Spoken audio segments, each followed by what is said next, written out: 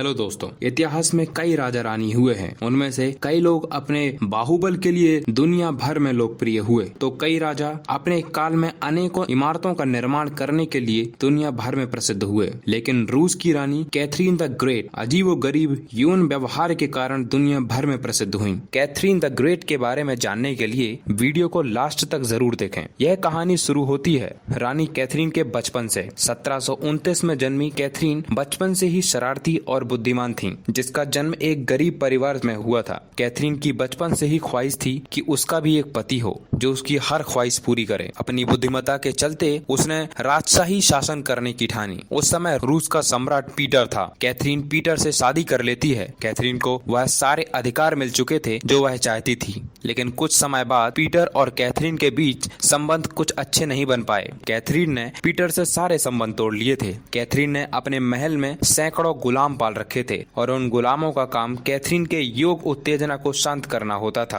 रानी के छोटे बड़े कामों के लिए जवान सैनिक तत्पर रहते थे। रानी अपने महल के हर कमरे में इन गुलामों को तरह तरह के काम दिया करती थी। खास बात तो यह थी कि कैथरीन के महल में कोई भी महिला सेविका नहीं थी। रानी अपने निजी और अतरंगी कामकाज इन गुलामों से करवाना पसंद करती थी। रानी की biography Catherine the great love and sex power में इस बात की जिक्र मिलता है कि पीटर और कैथरीन की शादी के 8 साल बाद तक कोई संतान नहीं हुई थी और जनता के बीच पीटर की नामर्दांगी की बातें भी फैलने लगी थी। दोनों के बीच संबंध कुछ इस तरह कमजोर हुए कि बेबस पीटर अपने महल के रंगरलियों में ही खो गए और यहाँ कैथरीन अपने सेनापति के साथ वैवाहिक संबंधों में रंग गईं। इसी बीच कैथरीन ने अपने बड़े बेटे पॉल को जन्म दिया। अब यह अफवाहें फैलने लगी थी कि पीटर तो नामर्द था और यह बच्चा सेनापति का ही है। हालांकि कैथरीन ने अपने कई प्रेमी बदले और कैथरीन ने 3 और बच्चों को जन्म दिया और हर बार पीटर की नामर्दांगी पर ही सवाल उठते, जिससे पीटर और कैथरीन के प्रेमियों को लेकर कई बार आपस में बहस होती। लेकिन कैथरीन अपने प्रेमियों से दूरी नहीं बना पाई। म्यूजियम सीक्रेट में दिखाए गए एक एपिसोड में इस बात का उल्लेख है, रानी ने महल के पास एक यौन क्रिया के लिए एक बड़ा सा हॉल बनवाया था। रानी को जवान लड़के बहुत पसंद आते थे। रानी उनके साथ यौन संबंध का खेल खेला करती थी। रानी के अजीबोगरीब शौक हुआ करते थे। महल के नौकर, सेनापति